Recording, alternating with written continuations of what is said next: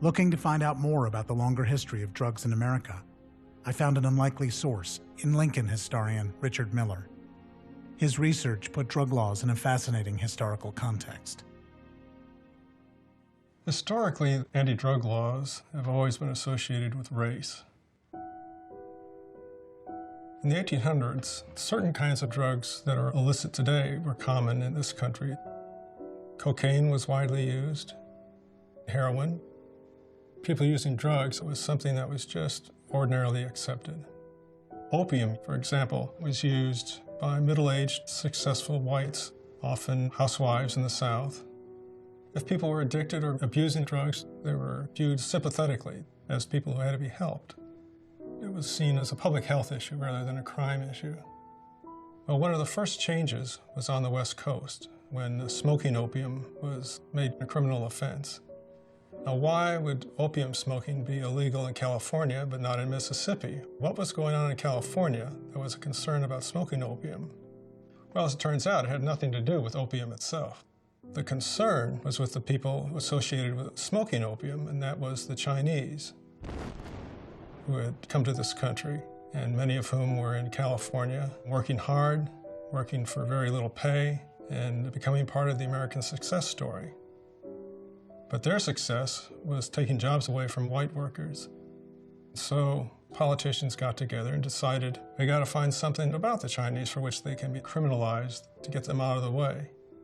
Now, of course, you can't throw people in jail simply because they're Chinese, but you can throw them in jail because they smoke opium. In the same way, we saw things going on with cocaine. Again, it was middle-aged, successful people in this country, business executives, physicians, housewives, all perfectly legal. But then around the turn of the century, cocaine began being associated with blacks. They could withstand police bullets, it was thought. They can work hard all day, all night long, and all day long again, threatening the jobs of white workers. And so laws began to be passed against cocaine. You're not arresting these people officially because they're black. You're arresting them because they've committed some sort of drug violation. Next, of course, we see the change in reputation that hemp has had. Hemp was a legitimate crop from colonial times forward, a widely appreciated commercial product.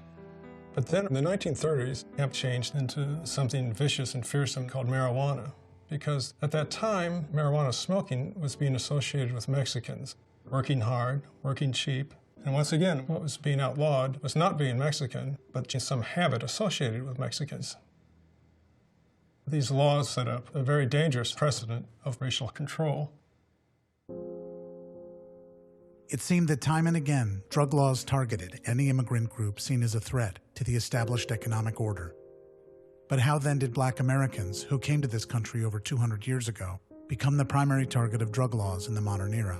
Well, the way to think about African American history in the 20th century is as an immigrant story. I mean, the transition from the rural to the urban, it's one of the great mass migrations in the history of the world.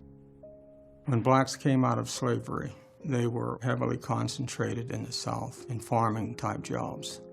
As industries were expanding in the North, blacks were recruited to come to work in factories.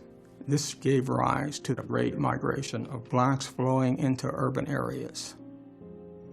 Before she came to work for my family, Nanny Jeter had joined the wave of Black Americans who'd moved north during the Great Migration.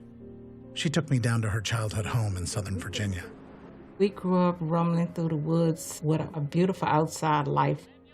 The old Victoria would play and somebody would square dance, and it was a completely different world. I love life in the South. Now, in that environment that seems so wonderful in the South, why did you ever decide you wanted to leave the South?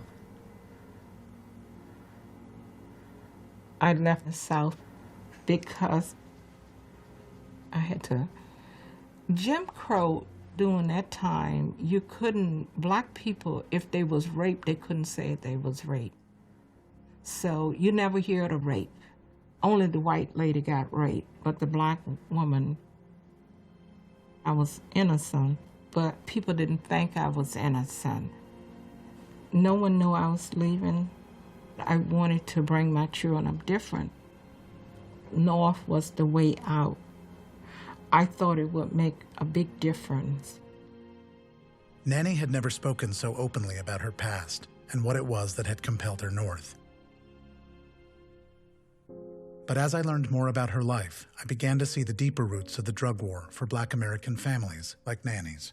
Sadly, what many of these families came to find is that they had not really escaped Jim Crow at all, but found themselves in a new system of racial control, a new Jim Crow.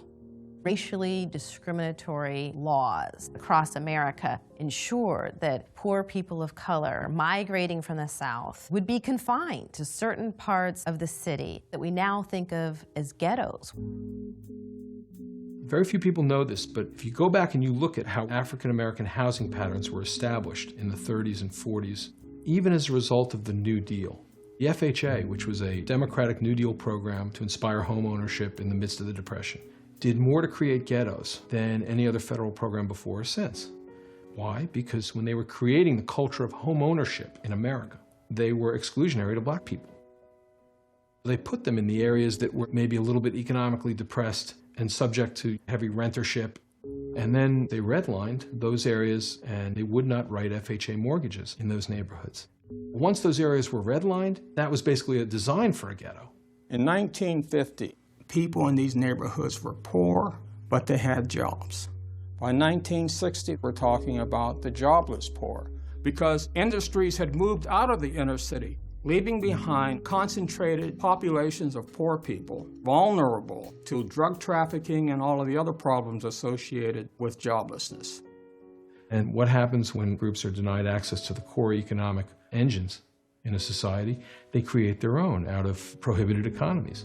That was true of the Italians and the Irish and the Jews and everybody else who came to the cities a generation before African Americans arrived.